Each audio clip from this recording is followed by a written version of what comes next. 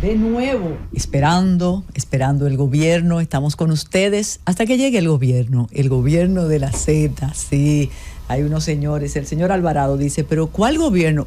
El de la Z, ese es el que estamos Claro, esperando. el gobierno de la tarde. El de la tarde, claro, exactamente.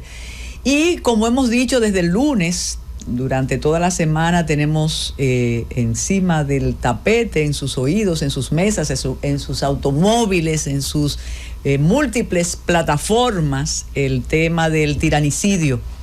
Y hoy tenemos un invitado muy especial, ejecutivo, presidente de la Fundación 30 de Mayo, don Manuel Tejeda, que va a comentar con ustedes incidencias de todo aquello, de lo que pasó el 30, de lo que pasó después, y cómo un día como hoy se enteró el país de lo que había ocurrido y no podía creerlo, no podía entenderlo. Era imposible que al dueño del país lo hubieran matado. Todo eso vamos a conversar este día. Mire, hay una situación que nos conmovió como nación hace 2 días, y es el accidente. Decíamos que no era un accidente, sino el embiste de un tanquero, de un vehículo, de una patana, a un autobús escolar que estaba aparcado esperando que los muchachos subieran. No era que uno iba a 200 y el otro a 100, no. Este estaba detenido, cumpliendo todo lo que usamos transporte escolar alguna vez, que hasta nos recordamos de los nombres de los conductores en la tranquilidad municipal, provinciana. Sabíamos lo que era eso. Tú estabas en tu esquina y venía el señor, te subías a esos autobuses, a la guagua, sí, e ibas a tu destino. Esperaba en la parada. En la parada de la guagua. Entonces, el dolor, los gritos, las expresiones de esa familia que les cambió su vida después de esto, yo creo que nos han conmovido, reitero, como nación. Pero hay un detalle que subyace y que de manera respetuosa y al mismo tiempo no tan de sorpresa, pero importante, se ha estado comentando. Y es que de los 14 niños y preadolescentes transportados, todos tienen origen extranjero. E incluso me decía un comunicador veterano, y todavía no sabemos si el conductor también era extranjero. Algunas puntualizaciones. Primero, ¿cómo se sabe? Recuerden que aquí se logra por el descontrol, por la corrupción y porque no nos importa también que una persona pueda declararse como Juan Pablo Duarte, aunque haya nacido en Jacmel, y eso no es problema. De modo que la primera incógnita a despejar es cómo usted sabe que esos muchachos eran extranjeros. Bueno, el fenotipo, es una población mezclada también. Entonces, el problema a mencionar en medio de esta tragedia es ¿cuántos extranjeros resiste el sistema educativo dominicano? Y eso se ha mencionado muchas veces, muchísimas veces.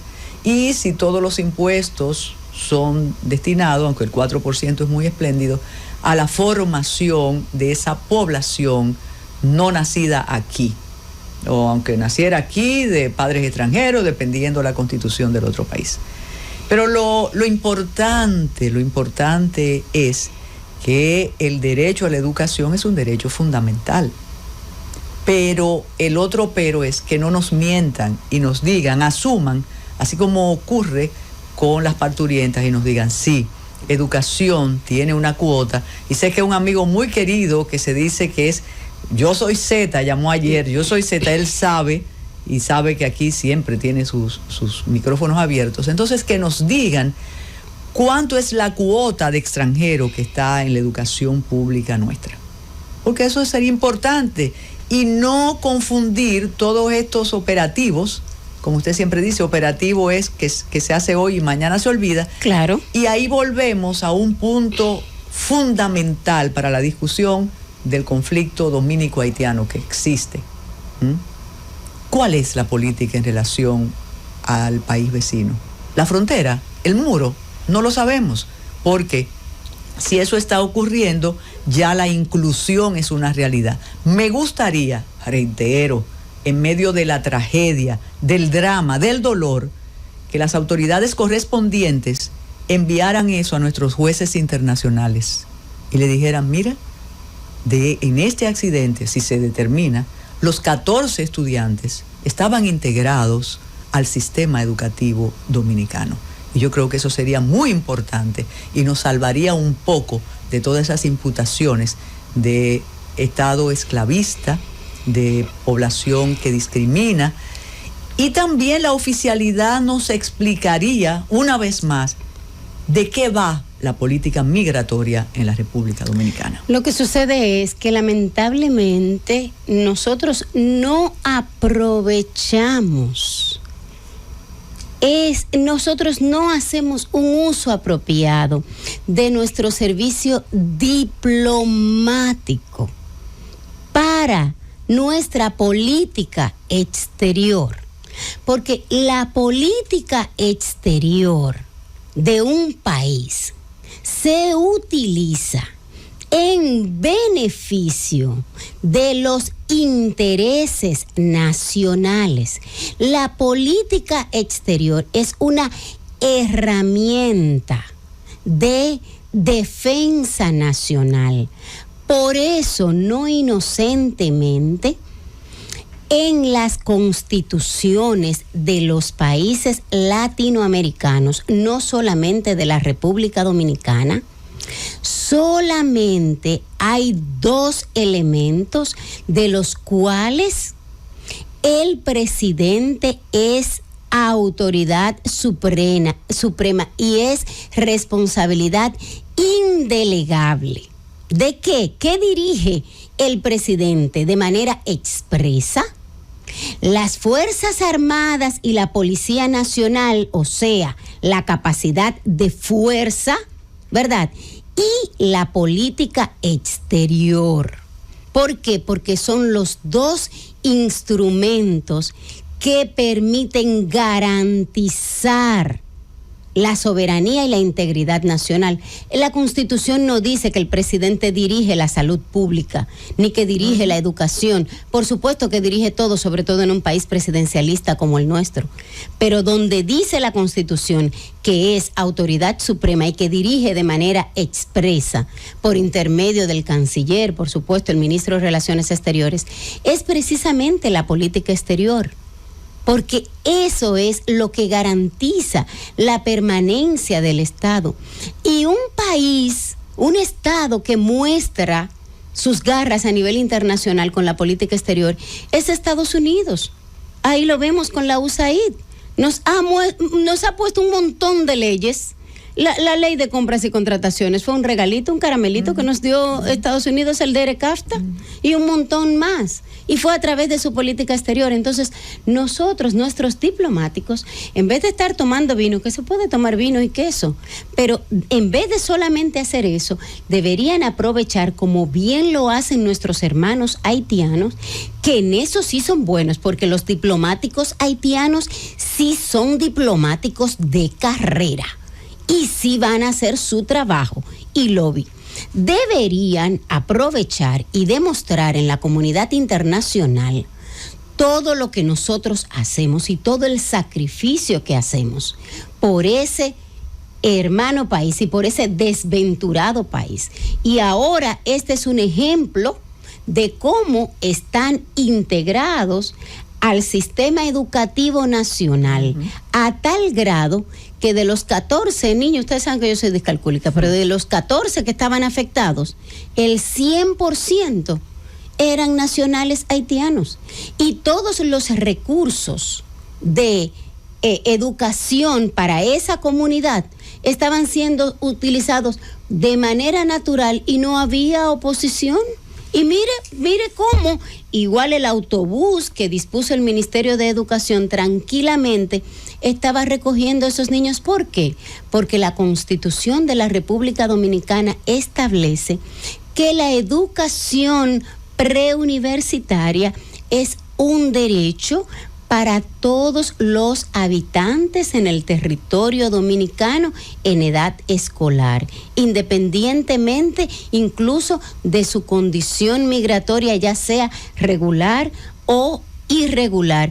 ¿Que eso nos conviene o no nos conviene? Bueno, eso es otra discusión, pero mientras tanto se está ejecutando y nosotros deberíamos dejar saber eso a los que nos atacan, que muchos de ellos incluso son nuestros connacionales. Eso es lo más terrible.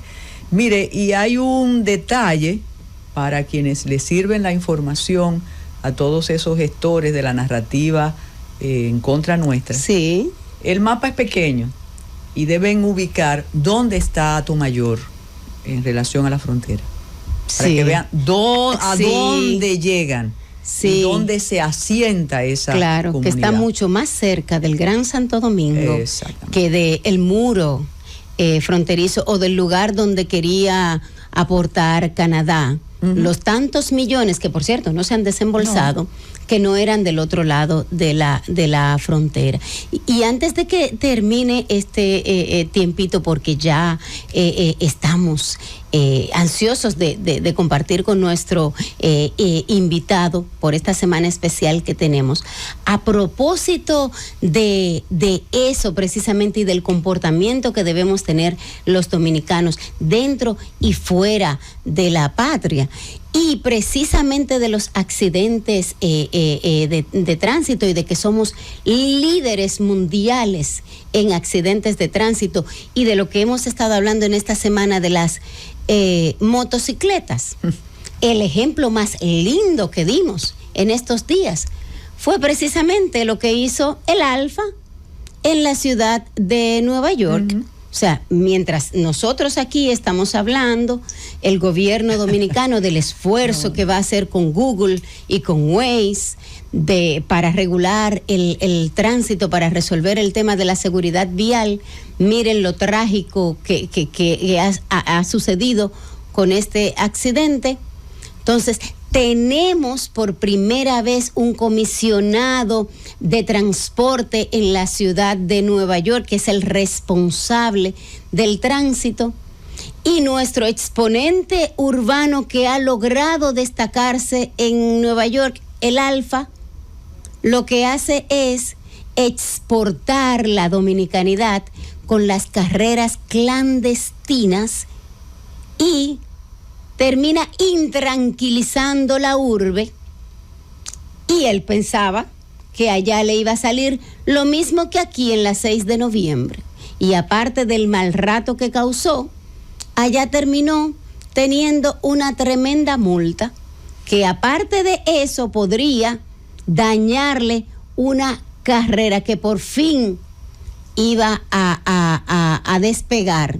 Pero recordemos que ese caballero 3 años atrás, recordemos que tuvo que barrer aquí la plaza de la bandera. Él exportó la impunidad dominicana, él exportó la complacencia de las autoridades con esos personajes, porque recordemos que un ministro dijo que él era un referente para la juventud. Pero él mismo que insultó a los padres de la patria. Claro. Entonces, cuando uno busca causas y razones, y causas y azares, como dice el poema, míralo ahí.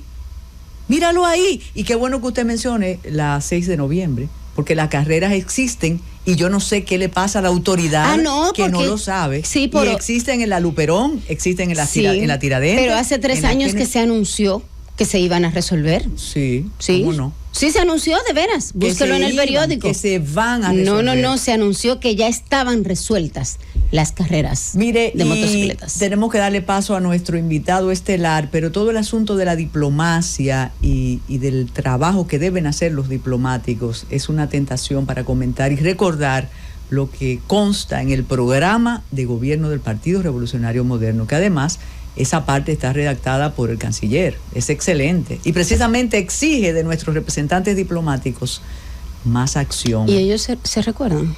Eso yo lo leo a cada rato. Vamos a hacer una pausa, Francis.